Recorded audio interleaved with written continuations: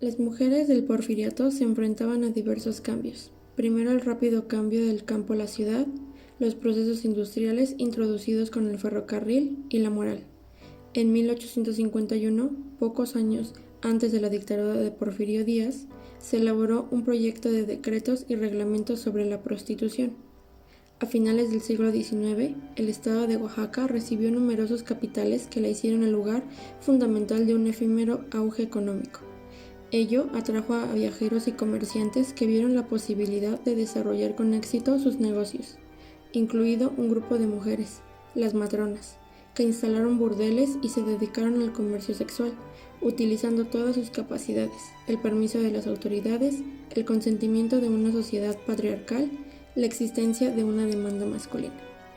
Desde el periodo virreinal, la existencia de mujeres encargadas de regentear o gestionar relaciones sexuales entre las mujeres públicas y los hombres demandantes de las mismas quedó evidenciada en algunos procesos judiciales.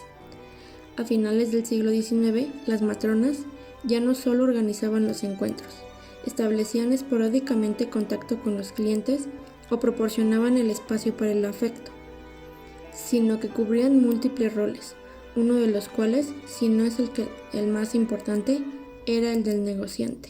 Oaxaca es uno de los estados que contaba con un registro fotográfico sobre la prostitución, los cuales abarcaban de 1890 a 1969 con imágenes de mujeres que se dedicaban al comercio sexual regulado.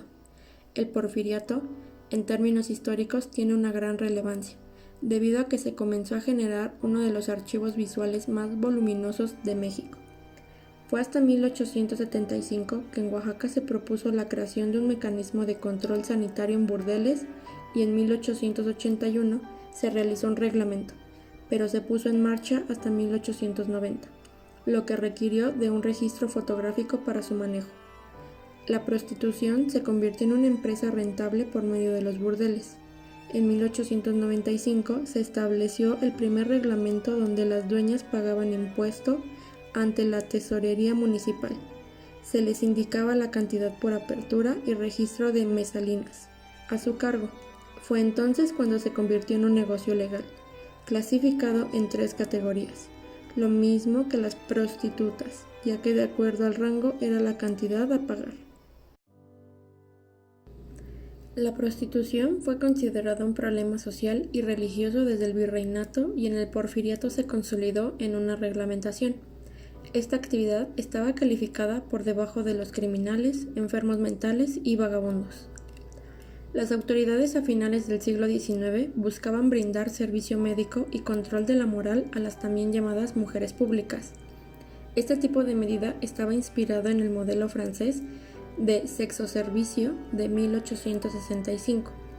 El reglamento de ese tiempo tenía una serie de normas que establecían algunas restricciones como evitar escándalos fuera y dentro de la casa, malas apariencias y faltas a la moral pública, vestir con decoro y salir acompañada de un hombre. Asimismo, se les pedía tener una afiliación religiosa y contar con un hospital especializado en ETS. Las edades abarcaban desde los 14 hasta los 41 años. La productividad de una mujer se establecía en su juventud, ya que las ETS eran la principal causa de muerte. Los deberes y obligaciones de las mujeres públicas eran inscribirse al registro en la jefatura de policía, estar pendientes de su registro médico los martes y jueves, llevar su tarjetón de identificación, no vivir en vecindades, no agruparse en lugares públicos, vestir de forma decente y no hablar groserías, no hablarle a hombres con niños y mujeres ni hacer tratos ilícitos con adolescentes, avisar del cambio de domicilio y avisar en caso de dejar el oficio, pagar la cuota de 1 a 2 pesos según la categoría de la que perteneciera. En la ciudad de Oaxaca, los registros de prostitución muestran que las matronas llegaron a tener entre 5 y 30 prostitutas por año. En el burdel de Juana Castellanos llegaron a registrarse, por ejemplo, 7 mujeres en el año de 1902, mientras que en el burdel de Elena Sánchez lo hicieron 32.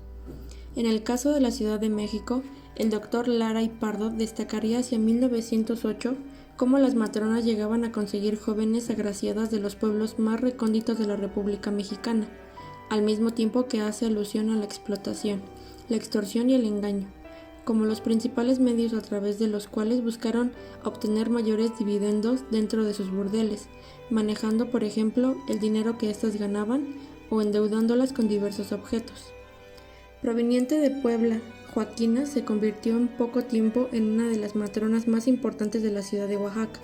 Para empezar, fue la única que mantuvo una casa de esa categoría a finales del siglo XIX y por ende fue la única que recibió prostitutas del extranjero, específicamente de Cuba, Francia, España y Estados Unidos, además de aquellas que provenían de la República Mexicana.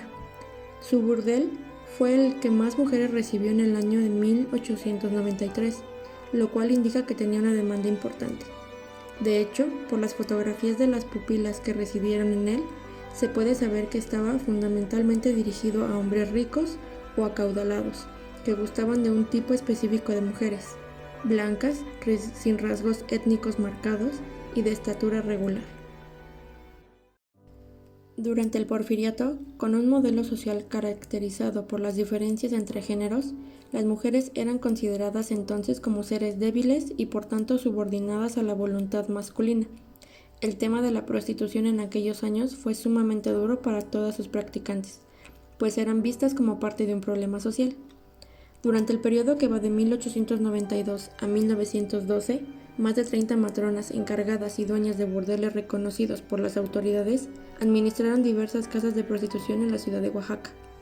Algunas de estas mujeres habían sido meretrices y vivido de la venta de sus cuerpos durante años, por lo cual tenían mucha experiencia en el campo, no obstante que buena parte de ellas conocía poco la ciudad.